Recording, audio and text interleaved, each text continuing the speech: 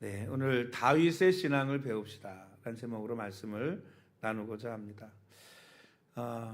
오늘 본문 말씀은 우리가 너무나 잘 아는 말씀이고 또 설교도 제가 여러 번 한 것 같아요.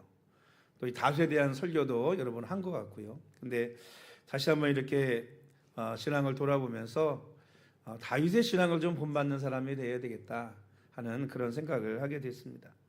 저는 모태 신앙자는 아닙니다. 늘 그래서 이번에도 3시, 저를 포함해 3시 지난주에 기도원에 같이 목사님이 3분이 같이 갔거든요. 얘기하다 보니까 나만 첫째야, 나만. 한 분도 부모님이 목사님이시고 또 한 분도 뭐 몇 대째, 3대째, 4대째, 5대째 막 이런 두 분 다 그렇더라고요. 그러니까 저만 나 때 처음 예수님을 믿은 거예요. 그래가지고 참 속상하더라고. 한편으로는 저 우리 아버님 어머님이 지금 일찍 예수 믿어가지고 저 우리 가족이 하나님을 섬기고 또 자녀들을 위해서 기도했으면 얼마나 좋았을까 하는 그런 부러움이 있었습니다. 근데 모태신앙은 아니지만 그래도 감사한 건 뭐냐면 제가 어렸을 때 그 시골 동네에 처음 뭐냐면 교회가 들어온 거예요. 그리고 처음 교회가 들어와서 초등학교 들어가기 전이었던 건지 전쯤이었던 것 같은데 그때쯤 어쨌든 간에 교회를 다니기 시작을 했다는 것입니다. 그래서 주일학교나 성경학교를 어렸을 때부터 다니고 또 중학교 때부터 주일학교 반사하고 성가대하고 그렇게 아침 일찍부터 나가가지고 주일학교를 하고 성가대 연습까지 끝나면 저녁 때 집에 들어오는 그런 사람이었고 또 방학 때도 심심하면 교회 가서 책 들고 가가지고 교회에서 공부하고 놀았던 그런 기억이 있습니다. 근데 이렇게 성경학교나 주일학교를 할 때 보면 가끔 이렇게 앙케이트 조사 이런 거를 해요. 그래가지고 뭐 꿈이 뭐냐, 존경하는 인물이 뭐냐, 뭐 이런 거에 조사를 하잖아요. 그래서 그거 조사할 때마다 제가 쓴 게 장래 뭐가 되고 싶으냐, 목사가 되고 싶다고 쓰고요. 그리고 가장 존경하는 인물이 누구냐, 뭐 거의 3사람을 썼습니다. 예수님, 아브라함, 다윗 이렇게 썼거든요. 근데 뭐 예수님을 빼고 예수님은 우리가 따라갈 수 없는 분이니까 물론 예수님을 본받고 그분이 우리의 신앙의 목표이지만 그분은 온전하신 분이잖아요. 하나님의 아들이시니까. 그래도 사람 가운데 그러면 아브라함과 다윗이 있죠. 성경에도 이스라엘 민족이 가장 존경했던 인물이 아브라함과 다윗이기 때문에 예수님도 아브라함과 다윗의 후손으로 오셨어요. 그래서 아브라함과 다윗의 자손 예수 그리스도의 세계라 이렇게 예수님의 족보가 시작이 되거든요. 그런데 이 아브라함과 다윗 중에서 누가 더 우리가 본받아야 될 신앙인가 이렇게 생각해 보면 저는 뭐 아브라함도 다 본받을 내용이 너무나 많고 믿음의 조상이지만 다윗을 우리가 본받아야 되지 않을까 하는 그런 생각을 갖습니다. 그래서 저는 오늘 말씀을 통해서 좀 다윗의 신앙을 좀 본받고 좀 배우는 우리 성도들이 되었으면 좋겠다 하는 생각을 합니다. 그리고 왜 다윗을 본받을 만한 인물로 생각하느냐 하면 그 이유가 바로 오늘 본문에 나오는 이 말씀 때문입니다. 우리 22절 말씀 한번 다 같이 읽어볼까요? 22절 시작. 패하시고 다윗을 왕으로 세우시고 증언하여 이르시되 내가 이새의 아들 다윗을 만나니 내 마음에 맞는 사람이라 내 뜻을 다 이루리라 하시더니 성경을 보면 그 어떤 믿음의 사람 어떤 인물을 향해서 너는 내 마음에 맞는 사람이야 내 마음에 합한 사람이야 라고 칭찬한 인물이 아무도 없습니다. 오직 다윗을 향해서만 너는 내 마음에 합한 사람이다 라고 하나님께서 이렇게 말씀하시는 거예요. 이게 합한다, 맞는다. 여러분 이게 무슨 말이겠습니까? 여러분 신발을 사도요 아무리 비싸고 좋은 신발이 있어도 이게 내 발에 맞지 않으면 신을 수 있어요 없어요? 신을 수 없어요. 가장 좋은 편하고 좋은 신발은 뭐냐? 내 발에 딱 맞는 신발인 것입니다. 하나님께서도 이렇게 많은 사람들을 두루 살펴보실 때 많은 믿음의 사람이 있고 하나님의 뜻에 순종했던 사람들이 있지만 그 가운데에서 이 다윗이라고 하는 인물을 향해서 너는 내 마음에 맞는 사람이야, 내 마음이 합한 사람이야 라고 칭찬한 인물은 다윗밖에 없다는 것입니다. 물론 여러분, 다윗도 사람이잖아요. 그래서 실수를 합니다. 그래서 이 다윗을 여러분, 이스라엘 민족은 지금도 국기, 요즘 이스라엘 전쟁 때문에 많이 나오죠. 별이 있잖아요, 별. 예?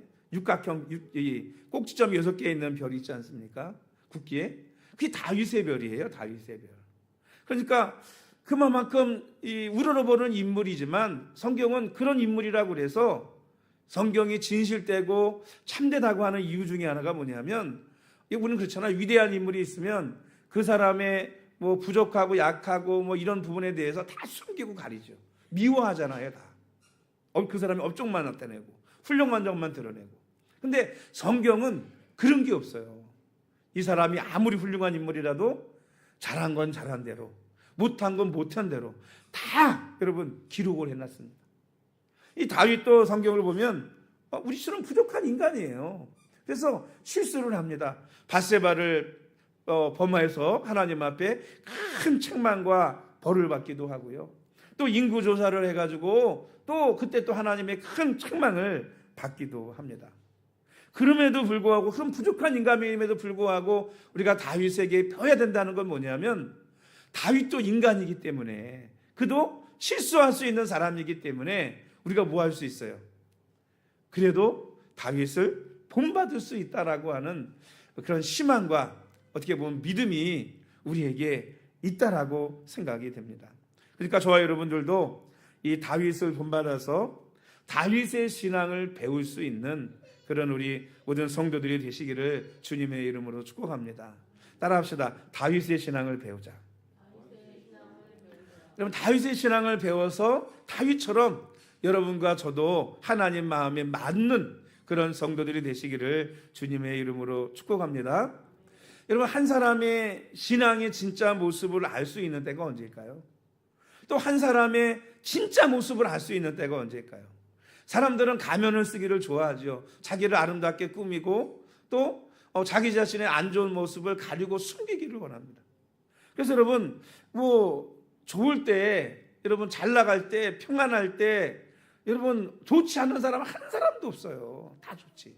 근데 그 사람의 진짜 모습, 그 사람의 밑바닥의 모습을 보여줄 때가 언제냐?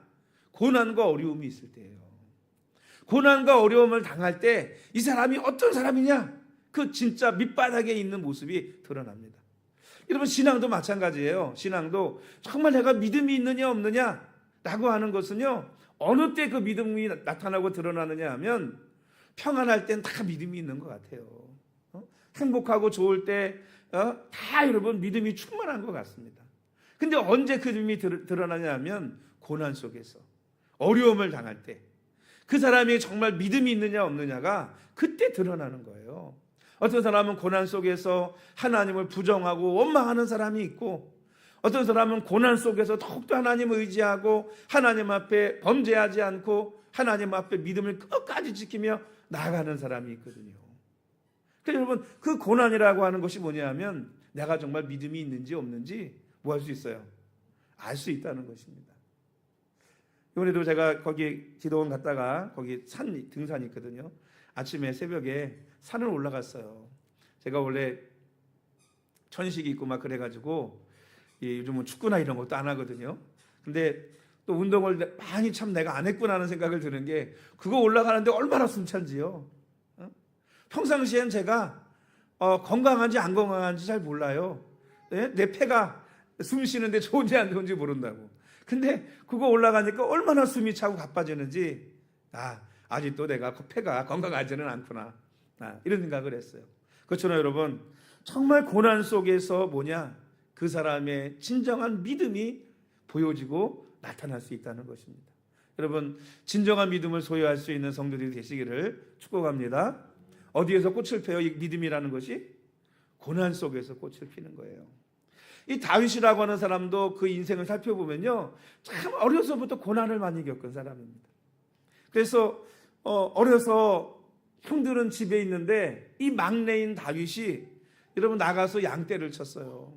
양을 치는 게 여러분 쉬운 일이 아닙니다. 추운 밤을 견뎌야 되고 때로는 곰과 사자와 싸우면서 양떼를 지켜야 되는 거예요. 그런데 누가? 가장 어린 막내, 10대 초반의 막내가 나가서 그 양떼를 지키고 있는 거예요. 그래서 그런지 몰라도 다윗이 그런 고백을 하기도 합니다. 내 아버지도 나를 버렸다. 내 아버지도 나를 버렸다는 거예요. 근데 여러분 이런 어려서부터 이 고난의 시간을 겪은 거예요. 힘든 시간을 겪었어요. 좀 커가지고는요 골리앗 장군을 물러뜨리고 나서는 이스라엘의 장군이 됐습니다. 그래서 수없는 전쟁을 하게 되는데 그 전쟁 속에서 죽을 고비고비를 날마다 넘기며 하나님을 의지하며 살아갑니다. 또 나중에는요 그 공으로 말미암아서 사울 왕의 사위가 됐어요. 왕의 사위가 됐습니다.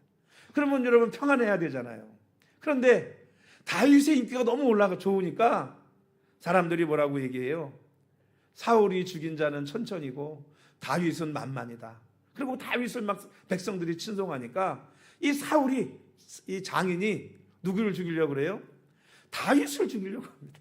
그리고 도망가가지고요 그저 그냥 뭐 죽을 고비를 날만 넘기면서 도망자의 신세로 살아갑니다. 도망자의 신세로. 이런 고난 속에서 다윗은 자신의 믿음과 신앙을 잃지 않고 더 견고해졌다고 하는 것을 오늘 우리는 성경을 통해서 알 수 있는 것입니다. 고난 속에서 그의 믿음은 그의 믿음이 참된 것임을 증명하고 있다는 것입니다.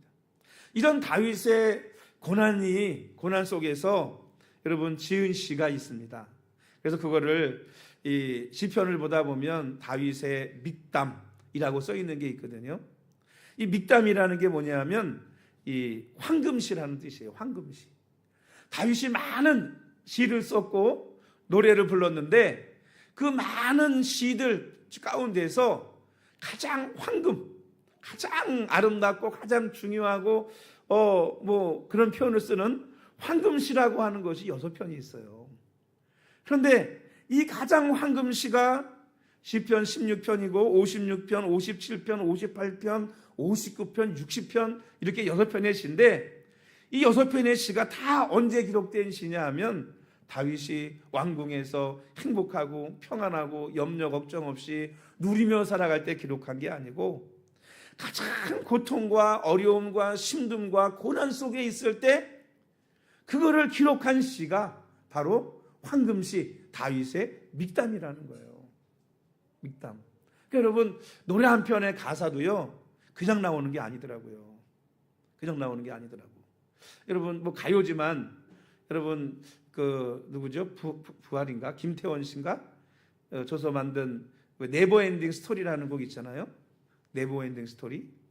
여러분 그 노래 너무 아름답잖아요. 그 노래 가사가 어떻게 나왔는지 여러분 아세요? 옛날에 그 이야기를 들었어요.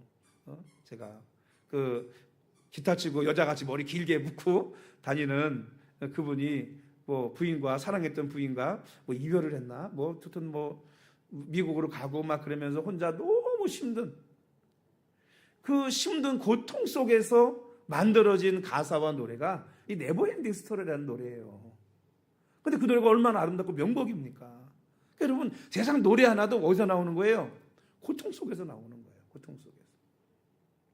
그래서 이 다윗의 시도 보면 56편은 블레셋에 잡혀갔을 때 기록한 거예요.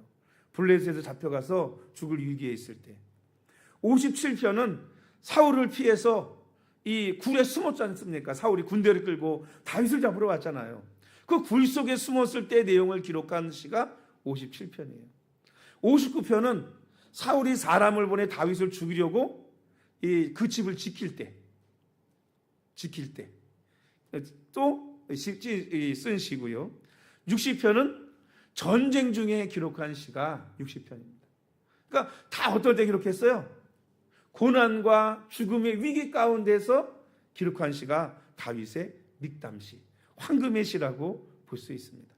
여러분 이 고난 속에서 지은 다윗의 시를 통해서 보면 그 다윗의 하나님을 향한 믿음과 신앙이 어땠는지를 우리에게 알려줍니다. 그래서 제가 오늘 본문은 이 사도행전 13장을 읽었지만 이 믹담시의 내용 가운데에서 다윗의 신앙을 볼 수 있는 것 3가지만 제가 여러분과 함께 나누려고 합니다. 첫 번째는 뭐냐면 다윗은 주밖에는 나의 복이 없다라고 고백했습니다. 이게 다윗의 신앙이에요. 이 시편 16편 2절에 보면 이렇게 기록하고 있습니다. 한번 띄울 수 있으면 좀 띄워주세요. 시편 16편 2절.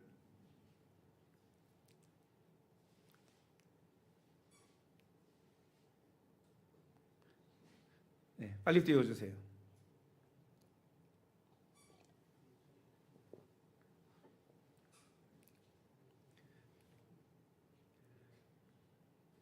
네, 빨리 띄워주세요.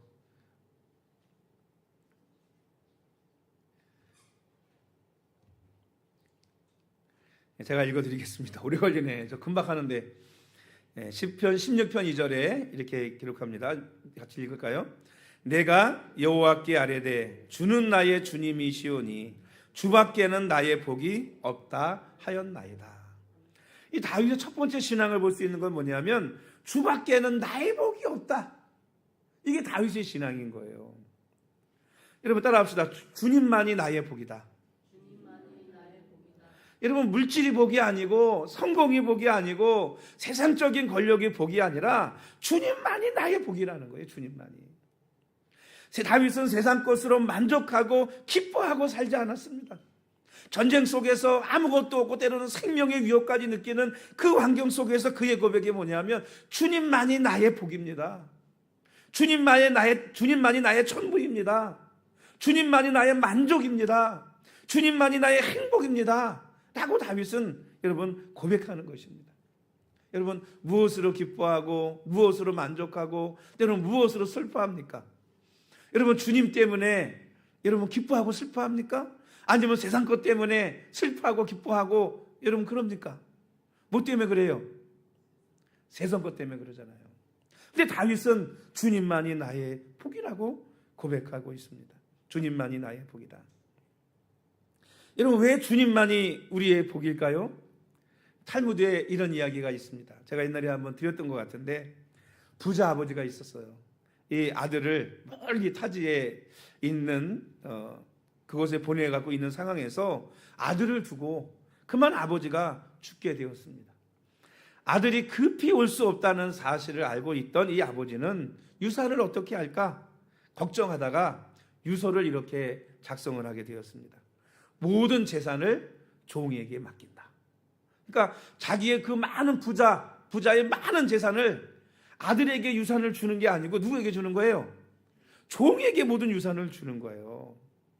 아들에게는 아무 것이나 딱 하나만 준다. 이렇게 유언을 남긴 거예요.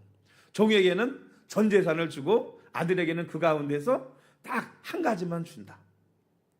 그러니까 이 종이 너무 기쁘죠. 야, 내 주인이 아들에게 주는 게 아니고 나에게 다 주고 아들에게만 한 가지만 주네. 그러니까 아들을 급히 연락을 해가지고 아들을 부릅니다. 주인이 돌아가셨으니 빨리 오십시오. 아들은 이 아버지가 남긴 유언장을 보고 실망했습니다. 아버지가 나한테 유산을 줄 줄 알았더니 누구에게 줬어요? 종에게 줬어요. 너무나 실망한 마음을 가지고 납비를 찾아갔습니다. 유언장을 보던 납비는 그 아들에게 이렇게 얘기했습니다. 네 아버지가 얼마나 지혜로운지에 대해서 말해주는 것입니다. 종이 유산을 탐내해 아들을 죽일까 봐. 아들이 죽이면 다 돈 거잖아요. 그러니까 아들을 죽일까 봐서 모든 유산을 종에게 주고 그리고 아들은 그 모든 것 가운데 한 가지만 가질 수 있도록 했다는 것입니다. 그러니까 너는 뭘 택하면 되는 거예요? 뭘 가지면 되는 거예요?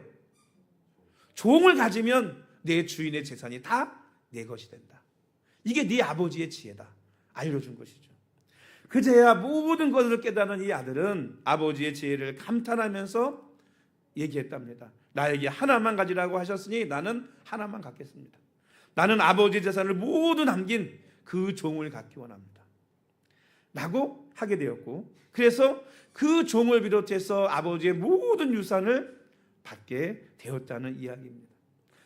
여러분 주님만이 우리의 복인 줄로 믿습니다. 왜냐하면 주님 안에 모든 것이 다 있기 때문입니다.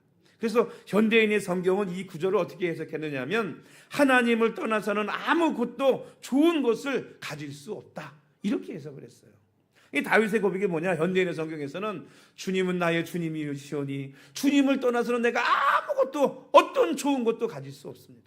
그러니까 주님 안에 모든 좋은 것이 다 있다는 거예요.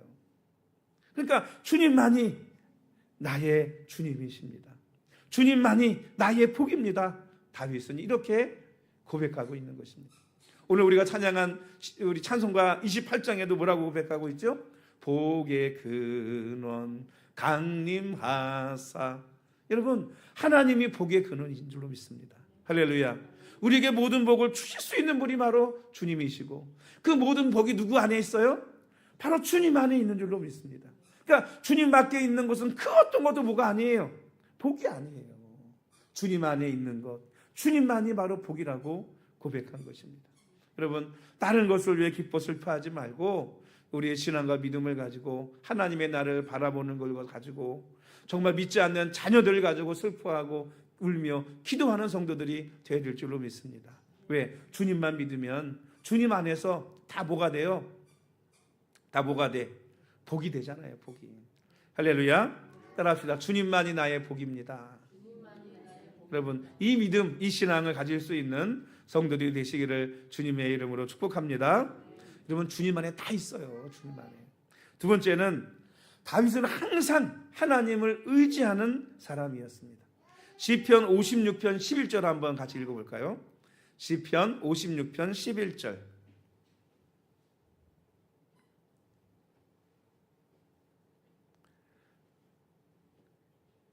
시 56, 11 점점 찍고 한번 나와요. 바로 시편 56편 11절. 다 같이 읽겠습니다. 내가 하나님을 의지하였은즉 두려워하지 아니하리니 사람이 내게 어찌하리이까. 이 시편 가운데 자주 나오는 것이 뭐냐면 내가 하나님을 의지했다.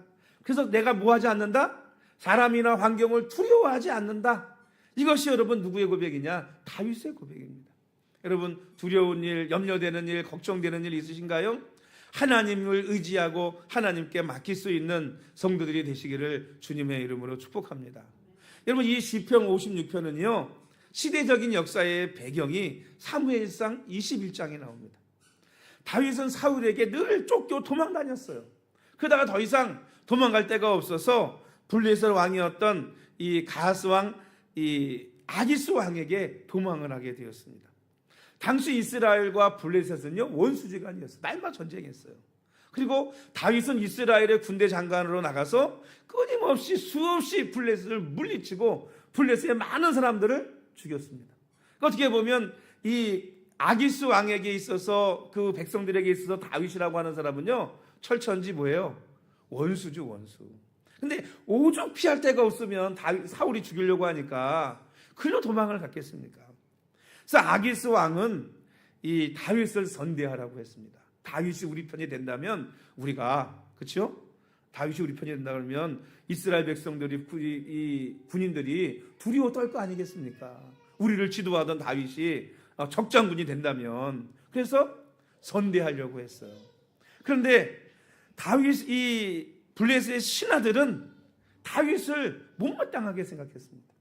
그리고 뭐라고 생각했느냐? 틀림없이 이유가 있어서 왔을 거야. 혹시 우리를 영탐하려고 한 것이 아닌가? 이런 생각을 하고 의심을 합니다.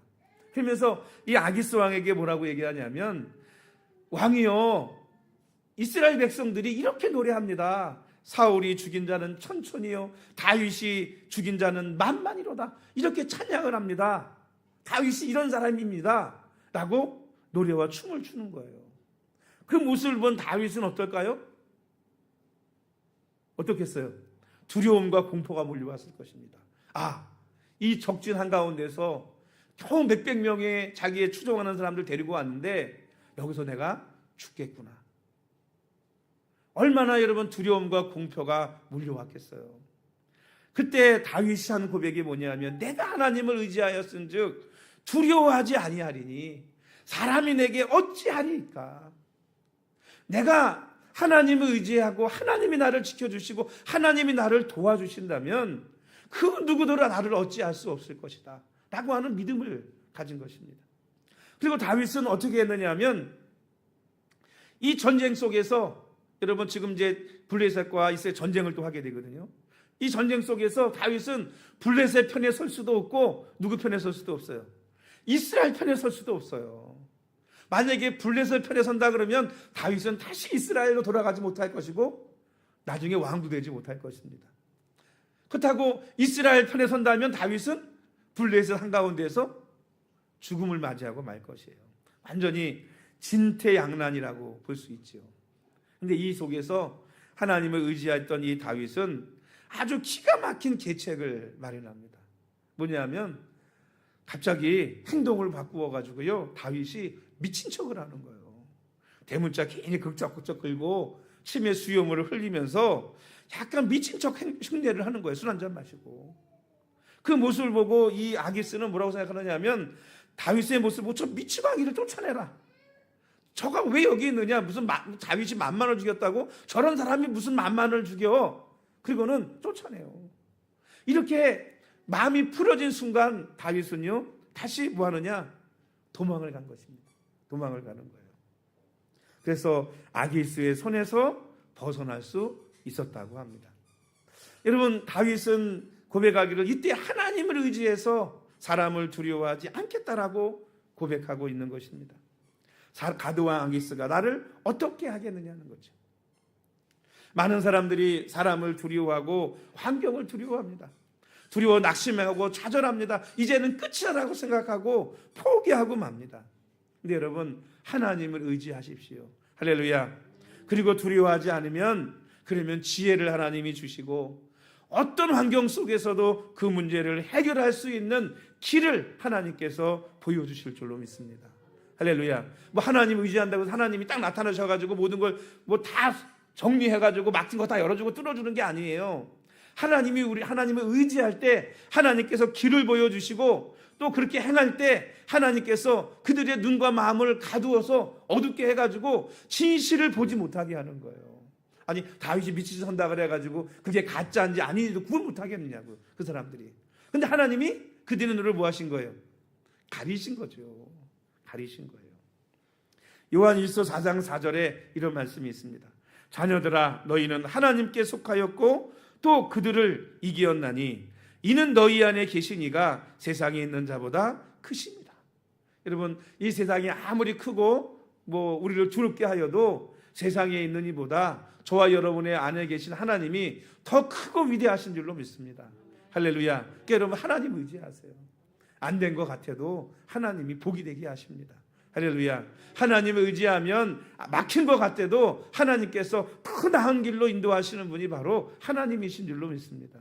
그러니 여러분, 우리는 뭐 해야 돼요? 끝까지 하나님을 의지해야 돼요. 여러분, 두려워하지 말고 하나님 의지하고 나아갈 수 있는 성도들이 되시기를 주님의 이름으로 축복합니다. 그래서 하나님을 의지하고 살아가다 보면요, 그때는 잘 몰라요, 사람이. 우리는 어두워가지고. 저번에 어제 동탄을 가다가 그런 얘기를 했어요. 동탄 내려가는데 거긴 눈이 어마어마하게 오더라고요. 산이 하얘요. 눈발이 얼마나 세고 바람이 많이 부는지요. 근데 올라오니까, 경기도를 딱 올라오니까 눈이 없어요. 눈이. 거기는 막 눈이 막 쌓여가지고 진짜 막 하얀 나라인데 눈이 없더라고요. 그러면서 막힐 줄 알았는데 길도 안 막히고 잘 뚫리더라고요. 근데 한 목사님이 그런 말씀을 하시더라고요. 야, 우리가 몇 시간 또는 일주일 앞에만 바라본다 그래도 그 사람은 아마 실패가 없을 거다. 그렇지 않아요? 며칠 또는 몇 시간 앞만 바라봐도 그 사람은 실수가 없을 거라는 거예요. 왜? 이렇게 하면 잘못될 줄 아니까 결코 잘못된 실수를 하지 않겠죠. 근데 인간에게 주어진 게 우리는 5분의 1도 몰라요, 사실은요. 알지 못합니다. 왜? 인간의 계획대로 다 되지 않기 때문에. 그래서 여러분, 근데 하나님은 어떻게 해요? 우리의 인생과 미래를 다 내다보시는 하나님 아니십니까? 그래서 돌아보면, 살아간 다음에 이렇게 뒤를 돌아보면 우리가 그래요. 그때는 내 지혜로 문제를 해결한 것 같고, 그때는 내 지혜로 사업을 잘한 것 같고, 그때는 내 지혜로 위기를 면한한 것 같고, 그때는 내가 똑똑해가지고 뭔가 해결한 것 같은데 돌아보고 나면 어때요? 아, 이건 내가 한 게 아니고 하나님이 하신 거구나. 하나님이 하셨습니다. 이렇게 고백할 수밖에 없게 만드시는 것이 우리 하나님이시더라고요. 할렐루야. 여러분, 우리는 모르잖아요. 그러니까 미리 믿음 잃어버리고 미리 원망하고 미리 불평할 필요가 없어요. 그 믿음이 없는 거예요.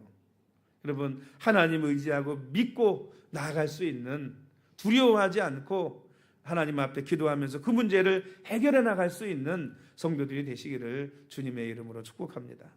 이 세 번째는요, 다윗은 하나님께 기도하는 사람이었습니다. 우리 시편 57편 2절 말씀 우리 한번 함께 읽겠습니다. 시편 57편 2절 다 같이 읽겠습니다. 시작. 내가 지존하신 하나님께 부르짖으며 곧 나를 위하여 모든 것을 이루시는 하나님께로다. 아멘. 여러분, 다윗은 하나님께 날마다 기도하는 사람이었습니다. 성경을 보면 다윗은 전쟁을 할 때마다, 위기의 순간마다 성전을 찾거나 또는 하나님을 향하여 뭐 했느냐? 기도했습니다. 다윗의 일대기를 보면 다윗이 기도하고 응답받고 행한 것은 실패가 없었어요. 전쟁에 나갈 때에도 다윗이 돌아봤더니 자기 가족들이 다 여러분 납치돼 갔고요, 성은 불탔어요. 그러니까 이 군인들이요, 자기 수학 군인들이 다 들고 일어나고 다윗을 죽이려고 했습니다. 왜? 가족들이 다 빼앗겼어요. 재산을 다 빼앗겼어요. 성은 불탔어요. 그 군인들이 얼마나 여러분 진노했겠어요. 내 가족 어디냐 이거예요. 쫓아가서 잡을 수 있는지 없는지도 모릅니다. 그때 다윗이 한 건 뭐였냐면 하나님 앞에 무릎 꿇고 기도했어요. 하나님, 어떻게 해야 됩니까? 쫓아가면 잡을 수 있겠습니까? 쫓아가 싸우면 우리가 이길 수 있겠습니까? 하나님 앞에 기도할 때 하나님께서 응답하십니다. 가라. 내가 그들을 너에게 붙이겠다. 그래서 그 하나님의 응답을 받고 쫓아가요. 어디로 간지 모르고 쫓아가다가 보니까 한 아이가 병들어 죽어가고 있는 거예요. 쫓아가기도 바쁜데. 근데 그 아이를 치료해 줬어요. 그때 이 아이가 누구냐? 그 부대에서 버려진 아이예요. 그래서 그 아이가 우리 부대가 어디 있고 쉽게 얘기하면 무기가 뭐고 인원이 얼마큼 되고 다 어떻게 하고 다 알려준 거예요. 쫓아가가지고요, 기습을 해서 뺏긴 모든 재산과 그보다 더 많은 재산, 뺏겼던 모든 가족들 다 되찾고 돌아오는 귀한 역사가 있었는 줄로 믿습니다. 여러분, 전쟁할 때마다, 기도할 때마다 승리했어요. 그런데 언제 실패했는지 아세요? 여러분, 기도하지 않을 때 실패했습니다. 밧세바를 범할 때 기도하지 않았습니다. 인구조사를 할 때 여러분 기도하지 않았어요. 그래서 실패했습니다. 특히 인구조사할 때는요, 이 다윗의 군대 장관이었던 요압이 말렸어요. 왕이요, 하나님의 백성이 1000배나 많기를 원합니다. 그러나 인구조사 왜 합니까? 하면 안 됩니다. 만류하는데도 불구하고 독촉하고 강요하고 명령해서 조사를 했어요. 그로 인해서 어떻게 되느냐? 하나님의 진노가 다윗과 이스라엘에게 임해서 수많은 사람들이 죽게 되고 많았습니다. 결국 여러분, 다윗이 기도하고 나갈 때 실패하지 않았지만 그가 기도하지 않고 나아갈 때는 늘 뭐했느냐? 실패했다는 것을 오늘 우리는 알 수 있는 것입니다. 여러분, 중요한 일이 있을 때 여러분 그냥 하지 마시고 하나님 앞에 기도하고 응답받고 순종하고 나아갈 수 있는 성도들이 되시기를 주님의 이름으로 축복합니다. 그 다윗은 여러분 기도할 때 기도하면 응답해 줄까? 이렇게 고민하고 여러분 기도하지 않았어요. 우리 금방 읽은 50시편 2절 말씀에 뭐라 그래요? 하나님께 부르짖으며 곧 나를 위하여 모든 것을 이루시는 하나님께로다. 다윗은 하나님께 부르짖고 기도하면 하나님이 다윗을 위해서 그 모든 것을 이루실 것을 믿었어요. 이게 무슨 얘기예요? 기도하면 하나님이 응답해 줄 거 다윗은 확실하게 믿었다는 이야기입니다. 여러분, 기도할 때 어떻게 기도하시나요? 허공을 치듯이 그냥 기도하나요? 믿음을 가지고 하나님께서 내가 기도하면 하나님이 나를 위해서 응답해 주시고 이루어 주실 거라는 거 믿고 기도하나요? 다윗은 그걸 믿고 기도했다는 거예요. 믿고. 그러니 기도할 때마다 하나님이 응답해 주시고 축복해 주지 않겠습니까? 야고보서 1장 6절 말씀에 오직 믿음으로 구하고 조금도 의심하지 말라. 의심하는 자는 바람에 밀려 요동하는 바다 물결 같으니 무엇인지 죽기 없기를 생각하지 말라 그랬어요.